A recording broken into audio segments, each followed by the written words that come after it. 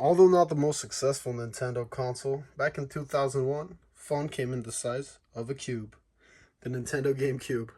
What a system!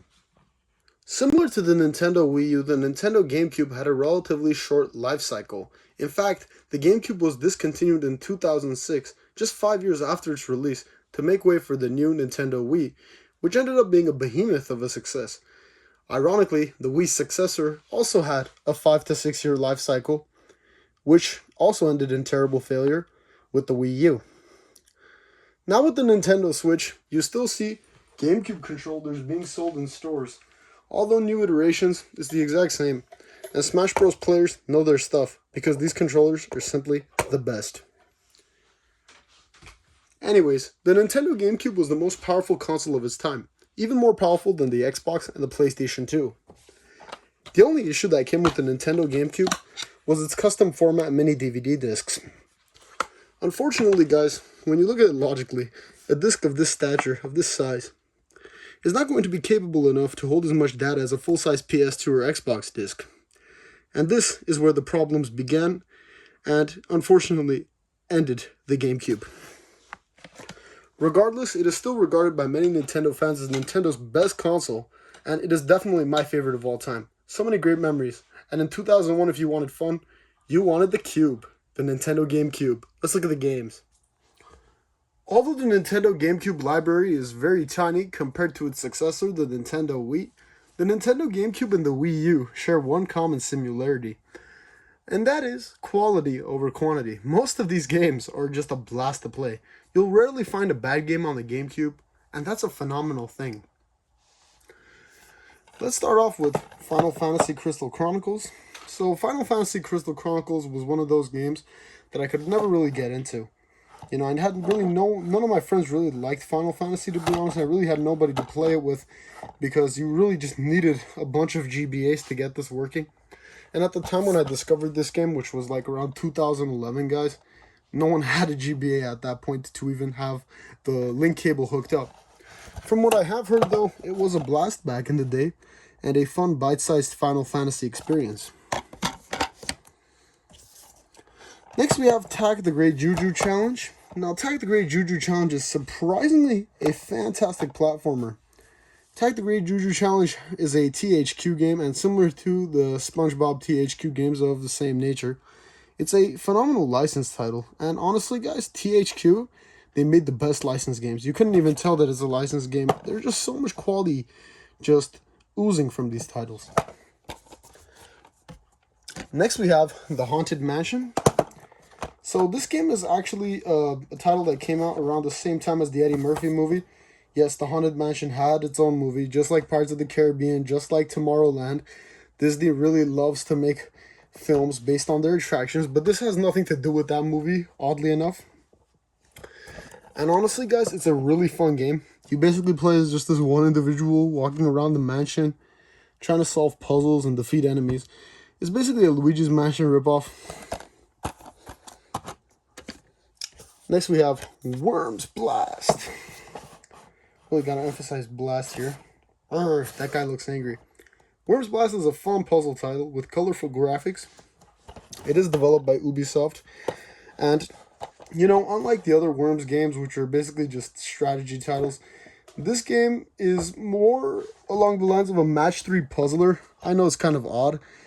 But, you know what, with the cartoony graphics, it was an impressive title for the time, and I really enjoyed it. Next up, we have a game which I do not like, Fairly Oddparents Shadow Showdown. As someone who did grow up with this particular cartoon series, I found the gameplay in this game extremely redundant, and it's quite a shame because the graphics were really cool. They were like this cel-shaded art style that really immersed you into the world of Timmy Turner, and it sucks that the gameplay was so lame for me personally because the graphics and the art style in this game were phenomenal and really cool. Next, we have one of Capcom's most stylized games, if not their most stylized game, Beautiful Joe. Beautiful Joe is a phenomenal game. In fact, it was supposedly Game of the Year, according to USA Today in 2003. That's a long ways from, well, that's a long ways behind from where we're at now, but at the time, I don't really think titles like this were very common, aside from Jet Set Radio. Other than that, though, you basically play Beautiful Joe, this comic book character. So you're immersed into this comic book universe. The whole game looks like a moving comic book. And it's a scrolling beat 'em up. And it's unfortunate that this series doesn't get more attention. Although Beautiful Joe is playable in the Marvel vs. Capcom games, there hasn't been a new title since the DS version. Pinball Hall of Fame. It's honestly just an okay pinball game. I was trying to sell it at one point. Personally, I didn't really enjoy it. You know, there's so many phenomenal pinball titles to play now, like Star Wars Pinball. Shameless plug. Check out my review on that. But I got it for $1, so I'm not angry with it. Animal Crossing. Although I feel that this game is light on content when compared to New Leaf and New Horizons, at the time, this was a groundbreaking title.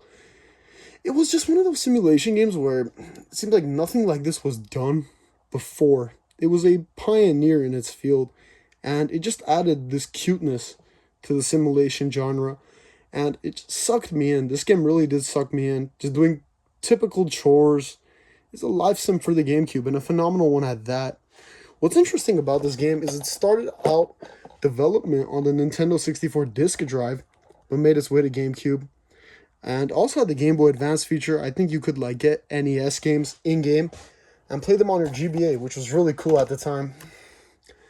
Actually, now that I look at all these GBA features, I think maybe Nintendo got this whole dual screen inspiration from the GameCube because of all the GBA compatible games. Next we have Sonic Heroes. To be honest with you guys, I bought this game with the intention of playing it. I do not think I've ever popped it in, which is quite a shame. Because from what I've heard, it is a pretty good game. It does have its niche audience. Not everyone is a fan of how you have to utilize multiple characters at the same time. But some people really do like it. And as a lifelong Sonic fan, it is a shame that I've never tried it, but I definitely will eventually. I mean, I've still got the cube, still got it hooked up. Next we have Star Fox Adventures. Now this is not a Star Fox game. Believe it or not, this was Rareware's last Nintendo game, and it started out development as Dinosaur Planet for the Nintendo 64, yet again. So, what I don't like about this game is, like, you can tell, like, even just by looking at Crystal and, like, by the weapon combinations that you use and the gameplay style, this is more of, like, a Zelda clone, which Dinosaur Planet, that's what Dinosaur Planet was. It was Rareware's take on the Zelda formula, and it just, I don't know, it's just inappropriate to make this a Star Fox game. Some people really love it, but I don't really see the appeal. Next up, I've got Crazy Taxi. Crazy Taxi is definitely a great port of the Dreamcast game. You know, nothing really beats the original Dreamcast title. You know, the awe and just that awesome arcade gameplay just hit different on the Dreamcast, and rightfully so, because it is one of Sega's arcade classics. But having it on the Cube is definitely a nice addition to any GameCube owner's collection. Harry Potter and the Goblet of Fire. I know this is made by EA, one of the greediest companies ever. But you know what? It's a really good Harry Potter game in its own right. And I personally really enjoyed it. It was kind of like a top-down, 3D top-down game, or kind of like a 3D platformer. It's kind of a blur now because it's been years since I played it, but from what I do remember, it was a phenomenal time. Next we have Star Wars Bounty Hunter. Now, Star Wars Bounty Hunter is basically the Mandalorian before the Mandalorian. It's essentially a Star Wars game completely surrounding the story of a bounty hunter. So you play as a bounty hunter, you die as a bounty hunter. This is the whole game, and it's absolutely awesome. Next we have Wave Race Blue Storm. I believe this was one of the launch titles for the Nintendo 64. And believe it or not, guys, the graphics still hold up today. They're very colorful. The music in this game was some of the best in the Wave Race franchise. I really enjoyed Wave Race Blue Storm, to be honest with you. Next we have Donkey Kong Jungle Beat. Definitely my all-time favorite Donkey Kong game. Out of all the Donkey Kong Country games, Jungle Beat did things differently because, well, in many cases it was a spin-off. But the bosses you took on in this game, the bongo accessories, were really cool. You know, utilizing drums to play a Donkey Kong Country game seemed like something that I really didn't find logical at first. But finally trying it out and playing it for myself, I mean, this game is just an absolute blast and a treat to play from beginning to end. There's also a Wii version, so if you're interested in that game and don't have a GameCube, definitely check that out. True Crime Streets of LA. This is an absolutely phenomenal game. It's basically like a bite-sized GTA clone. I think you can beat this game in like 5 to 10 hours, but it's a really fun GTA clone. Activision was just trying to copy Rockstar with Vice City and San Andreas, and they did a pretty decent job because it got the Player's Choice mark, as you can see. Next up, we have 1080 Avalanche. 1080 Avalanche is, in many ways, a pretty good sequel to the Nintendo 64 game. Improved graphics, same great gameplay, and you know what? Some phenomenal music as well. On to the next stack. Let's go. Alright guys, on to the next stack. We have Time Travel 10 Minutes. I needed a smoke. Do not smoke, by the way. It's bad for you. Next up, we have Home Run King. It's a baseball game. The only reason I ever bought this game, though, is I think it has some Sega theming, and I am a big Sega fan. You know, I've owned every Sega console except for the Sega CD, so... The Incredibles is next. The Incredibles is a fun game, guys. Definitely not as polished as something like today's Lego The Incredibles, but this was at a time when there was only the first movie. The second movie was just something floating in the air. No one knew there was going to be a second movie, so this was as good as it got. I remember this game and how the controls for Elastigirl were so smooth and so fluid, and just the characters, and the combat and the theming was phenomenal. It just, I don't know, it's just a blast from the past. And as a big Incredibles fan, this game was such a treat for me personally. Next up we have, let me see, I'm gonna put the second stack, gosh. Whoop, move that. And also, now on to other things. Remember these cases, guys? Remember these terrible GameStop pre-owned cases when they didn't have a case for a game? They were so lazy that they couldn't really make a reprint. So they would put this, and they would put a promotion in the back. 10% extra trading credit. So instead of getting $2.50, you would get $2.75. What a great deal, guys. I'm shocked as to why GameStop is failing as a company. But here we have, I'm going to open these cases. I don't want you guys to see the terrible Defender. Defender is EA's take on revitalizing a franchise that did not need to be revitalized, but this was the reboot era, guys.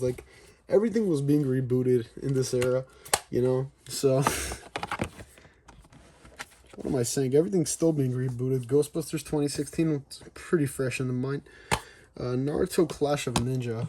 I was never a big Naruto fan. I remember it would come up on Cartoon Network, and I would think, oh, what is this strange Japanese show? I was not very, keen on the whole anime art style as a child, but I liked this game. This was a really good fighting game, and I really enjoyed it at the time, surprisingly. Next up, we have King Kong Peter Jackson's. More like Peter Jackson's King Kong, but okay.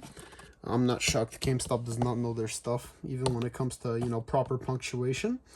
But this was a really, really interesting game. In fact, this game was a title that pushed GameCube hardware limits. This game was a launch title for the Xbox 360, guys. This was a next-gen game being ported on the GameCube. And I remember playing this game for hours on end back in 2015, thinking how fascinating it is that this AAA just next-gen game at the time was running on such underpowered hardware. It was a really, just boggles my mind how they could fit that game on a GameCube. Here's Freaky Flyers, which was a really weird racing game put out by Midway. And it had 2 discs for a racing game. And when I bring up issues when it comes to Nintendo GameCube hardware capabilities, this is what I'm talking about, guys. Freaky Flyers, a racer, okay? Put on 2 separate discs just to run on this poor little thing. Not a very good game. Also, there is racial profiling in that game. It was a different time, and I do not like that. Sonic Mega Collection. Terrible cases. Sonic Mega Collection was definitely the best deal at the time. At the time, I really couldn't tell the difference between playing these and the Genesis games. I was just a little shit. I didn't know any better. And this was a pretty accessible way to get Sonic CD and I believe Knuckles Chaotix was on here too, so there was a lot of obscure stuff on here that you could play. And it was a really good collection for the time. Keyword for the time. I don't know why this is here. This is a Wii game, Link's Crossbow Training. We should talk about this. Comment below. Do you want to see a review on Link's Crossbow Training? I only paid 50 cents for it. But it was a really good game. You know, it only lasts an hour, but it's very good. I think this is Donkey Konga. Yeah, Donkey Konga.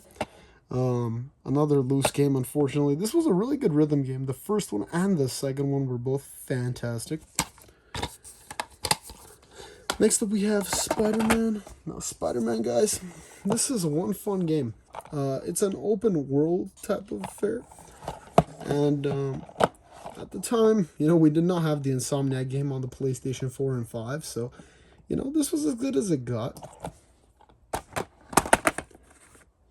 Namco Museum.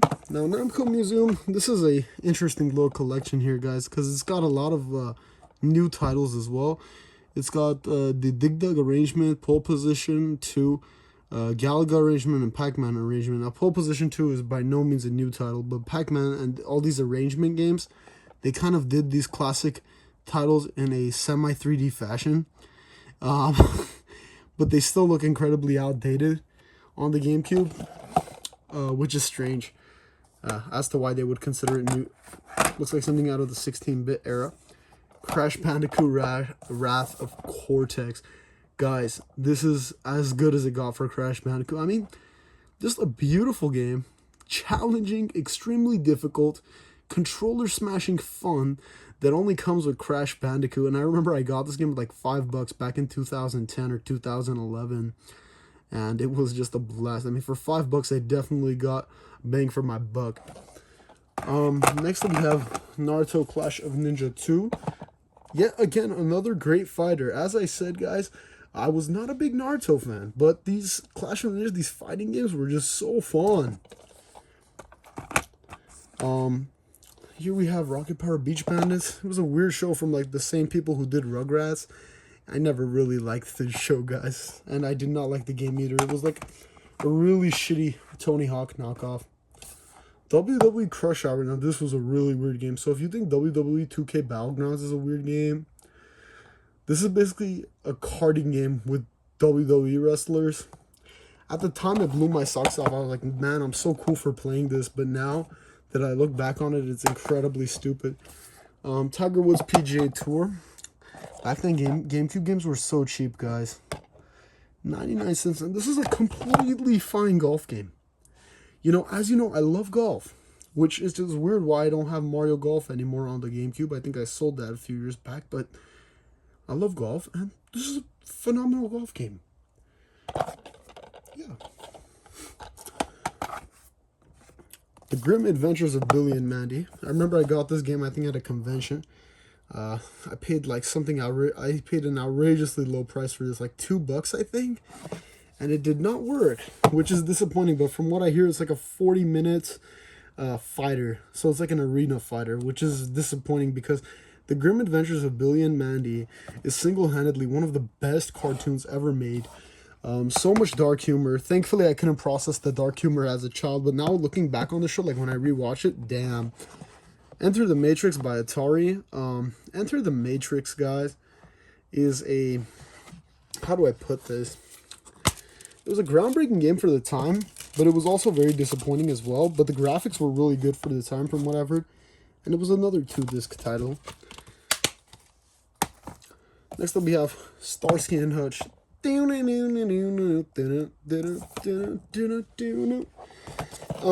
It's basically Spy Hunter. I don't know if you guys have ever played Spy Hunter, but it's like basically like a karting game where you're just driving a car and shooting at other vehicles. This is not a good love letter to a classic franchise that I love oh so dearly. Lego Star Wars the video game. What's weird is I own 2 copies of this. I own the GameCube game, and I also own the version on Xbox, but I only beat the version on Xbox. Pac-Man Vs. and Pac-Man World 2. Let's be honest here, guys. Pac-Man Vs. was different. I think Pac-Man Vs. was actually developed by Shigeru Miyamoto. I think he worked on it. And it was a GameCube exclusive Pac-Man game, and it's now available on the Switch as well. Pac-Man World 2 is the reason I got it, though. and Pac-Man World. Those were some amazing Pac-Man 3D platformers. Not like this Pac-Man Ghostly Adventures crap that we got a few years back. Next up we have Speed Kings, which is a really awesome bike racer. An arcade title, but definitely really fun. Next we have Strike Force Bowling. This is a very relaxing bowling game. But Crave Entertainment usually just makes filler titles. So nothing too exciting, but it was a really relaxing bowling game. And lastly, Beach Spikers Virtual Beach Volleyball. To be honest with you guys, you already know the reason I bought this game. So, you know, even on the back it says beach volleyball has never been hotter. That's why I bought this game. So I'm not even going to explain myself and, you know, yeah, you know why I bought that game. Anyways, guys, the GameCube was an amazing system. It was very underappreciated for the time. It's wonderful to see that people are finally taking the time to appreciate this console yet again the way it truly deserves to be at launch. And yeah, that's all I have to say. Thank you for watching this video. Subscribe to LA Tech Trends for more phenomenal content. Take care. Subscribe, like or dislike. Leave your feedback. Peace.